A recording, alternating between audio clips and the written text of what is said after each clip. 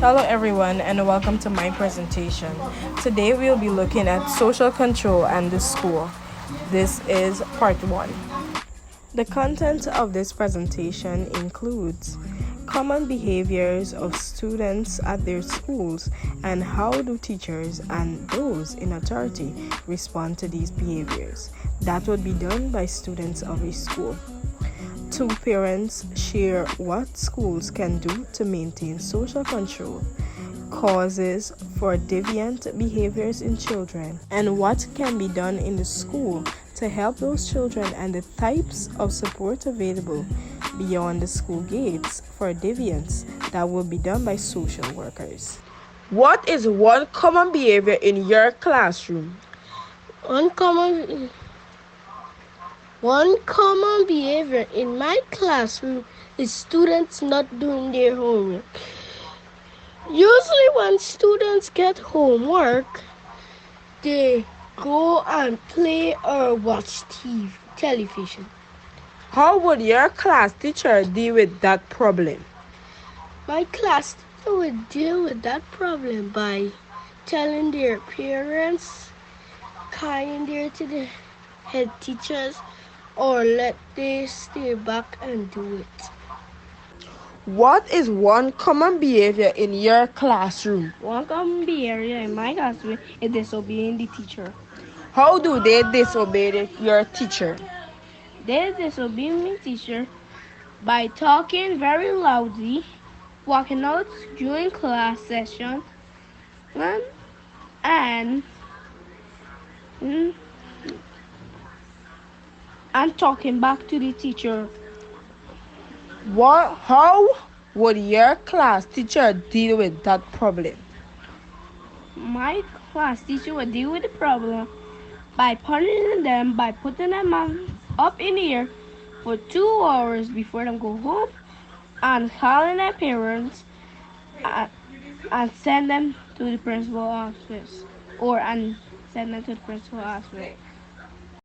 As a secondary school student, one common behavior in my class is the use of inappropriate language. Some students might use profanity, engage in disrespectful behavior, or exhibit inappropriate language. My class teacher would address such behavior through immediate correction, discussions about the impact of their actions, and potential consequences like detention or other disciplinary measures. Some counselors might also get involved to address underlying issues that might be contributing to the behavior. Teachers usually take attendance and track student presence. If a student is frequently absent, teacher might reach out to them to understand the reason and to provide support. School may have a system in place to notify parents or guardian about unexcused absences. In more serious cases, school counselor or administrators might intervene to address underlying issue and ensure the student attendance improves. As a parent, I think that schools are extremely important in preserving social order among students and guaranteeing a secure and effective learning environment. Schools can use the following tactics to accomplish this. I think that schools should establish rules and expectations for student behavior that are both clear and consistent. Parents and students should be effectively informed of these rules, on what happens if they are broken. Positive behavior reinforcement can be a potent tool for preserving social control. Positive behavior is recognized and rewarded. Schools can also set up procedures to reward students who behave well over time with prizes, compliments, or special privileges. It's crucial for teachers, parents, and students to communicate openly and frequently. Schools can inform parents about their child's conduct, academic development, and any other issues. A sense of shared responsibility and accountability is fostered by this collaboration. As a parent, I consider it essential to uphold social order in schools in order to foster and focus a secure learning environment. Here are some methods school can use to accomplish these. Effective leadership. Teachers and school administrators who exercise effective leadership set the standard for acceptable behavior. Positive student influence can result from principals and teachers setting a good example. Student engagement, offering interesting clubs and extracurricular activities can keep students busy and motivated, which lowers the likelihood that they will engage in risky behaviors. Parents should be actively involved in their children's education according to schools, newsletters, workshops, parent-teacher conference on a regular basis can improve communication and awareness about students' behavior. As a social worker for over 10 years, I've analyzed the causes of deviant behaviors in children, which include peer influence.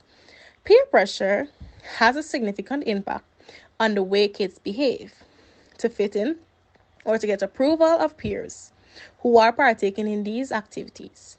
Children may engage in deviant behaviors. Peer pressure, particularly in teenage years, can influence children to make decisions they might not otherwise make. Mental health problems. Deviant behavior may be influenced by undiagnosed or untreated mental health problems. Distributive or antisocial behaviors may be a symptom of disorders like depression, anxiety, or conduct behaviors. Trauma and abuse. As a coping mechanism or as a mean of regaining control over their lives, children who have been subject to trauma, abuse, neglect, or exhibit deviant behaviors. Influence of the media. A child's perception of appropriate behavior may be influenced by exposure to violent or graphic content in the media. Children may copy actions they see in televisions, TV shows, or video games. There are several support options for children with deviant behavior outside of school. Some of those which include family support programs. It's important to involve families in interventions in order to foster healthy family dynamics and address the root causes of the child's behavior. Social workers can help families find parenting classes, family therapy, and support groups. Another key point includes services for counseling and therapy. Children may benefit from having access to therapists, counselors, and mental health professionals outside of the classroom as a safe place to talk about their emotions, behaviors, and difficulties. Children who are in therapy can improve their coping mechanisms and self awareness. Community based programs. Youth groups, community centers, and recreational activities give kids the chance to get involved in productive activities. Programs in sports, arts, and leadership can assist in directing their energy toward positive activities and skill development.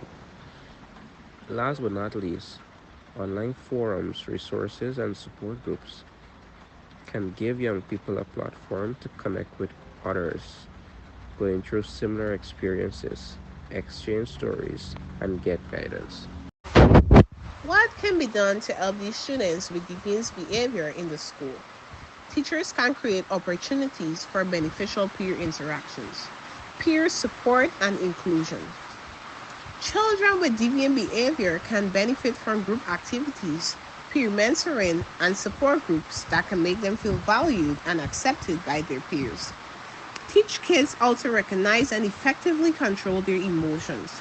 See also anger management and emotional regulation. Children can develop self-control by practicing mindfulness, relaxation techniques, and anger management strategies. Foster a respectful, welcoming, and inclusive school climate that places a strong emphasis on a sense of community. Encourage events that honor diversity and combat bullying and exclusion. Help children examine the underlying causes of their behavior by offering individual or group counseling. Children can express themselves and learn more effective ways to control their emotions with the aid of play therapy, art therapy, or cognitive behavioral therapy. And this has brought us to the end of my presentation on social control and the school.